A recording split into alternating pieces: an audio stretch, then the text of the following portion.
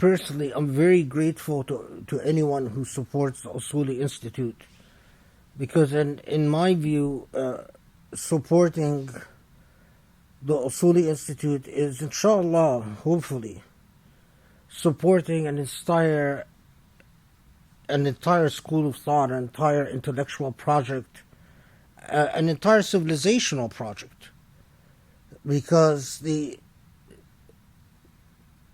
importance of ideas and sustaining and preserving ideas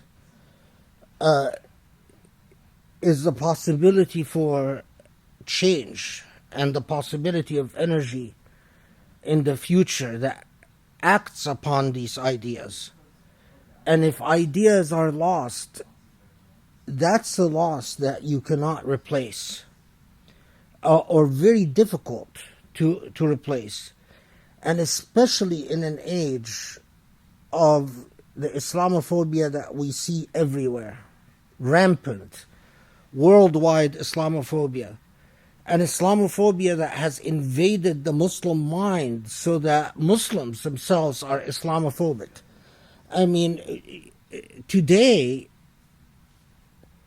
it is, subhanAllah, it's amazing. I have completely boycotted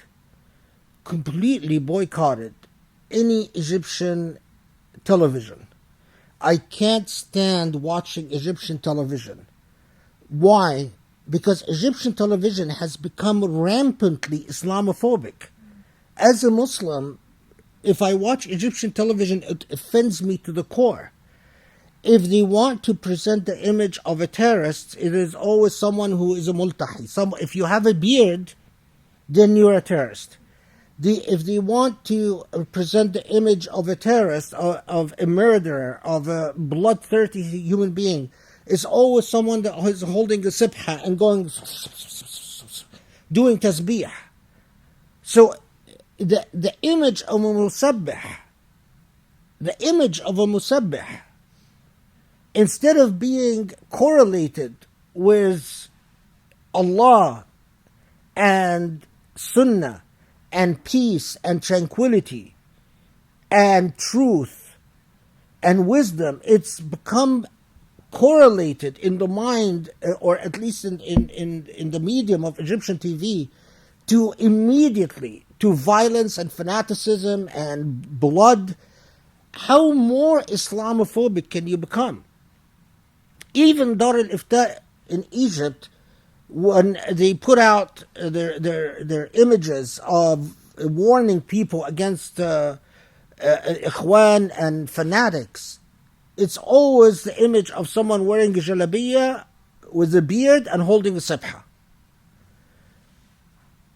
So when you get to the point that even Muslims, so-called Muslims, have become rampantly Islamophobic, and the idea of a Muslim that talks about justice or talks about Jerusalem or even talks about Palestinians is equated with blood and fanaticism and militancy and being a militant and being a mu'tadi, an atham, and a ghasib,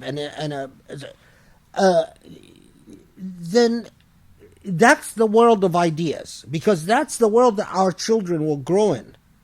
The imagery in our children's minds of what is a fanatic and violent and bloodthirsty will be everything associated with their tradition.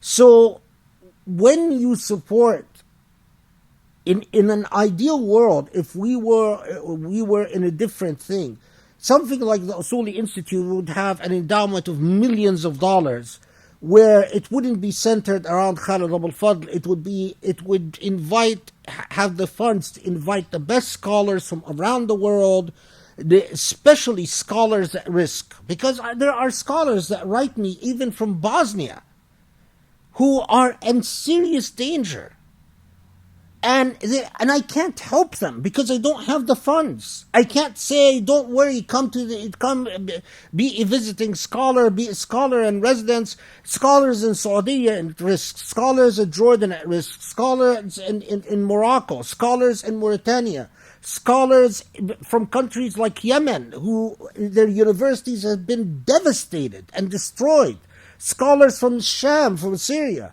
scholars from Somalia. Ideally, something like the Usuli Institute would have endowment of millions of dollars. It would have conferences that would bring scholars from around the world. And Khaled Abou El Fadl would be a footnote.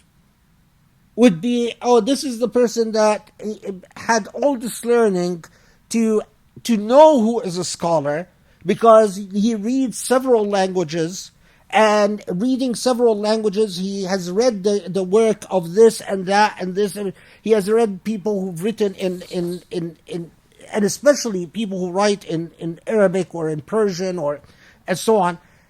But it is pathetic. We just don't have the resources, and we don't have the resources because it's Muslims don't give you the tools.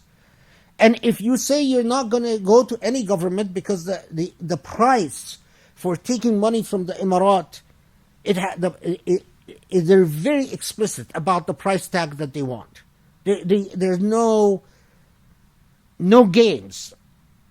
We can give you everything you want, but as long here's what what you have to say in return.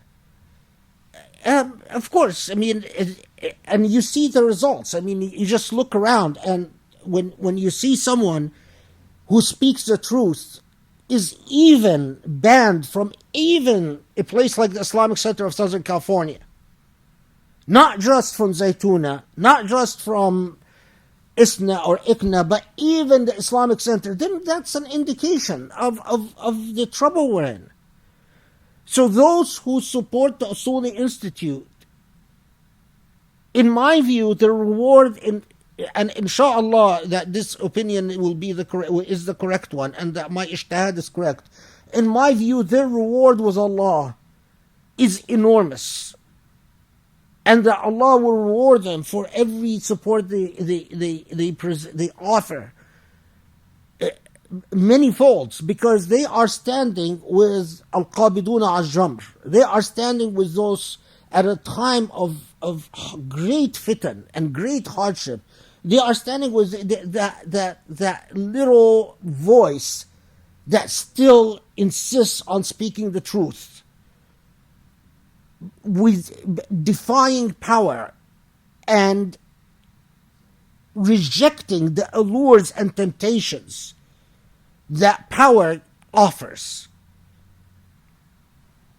Just look around you. Look at how many, count the number of academics that you are aware of that still insist on speaking the truth about Saudi, speaking the truth about the Emirat, speaking the truth about Israel, speaking the truth about Syria, speaking the truth about Libya, about Yemen, about Egypt, speaking the truth about the Trump administration.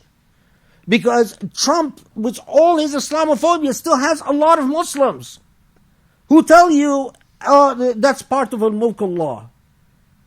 So we work with Trump and we obey Trump and we follow Trump.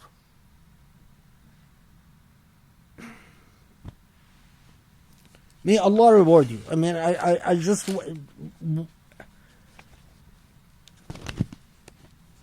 جزاكم الله خير. And Ya Rab, اجمعنا بكم في الآخرة يا Allah. That in the hereafter will be our meeting. For all those who support us, I ask that we meet in the hereafter. That our reward would be that Allah would hold us all together in Allah's mercy.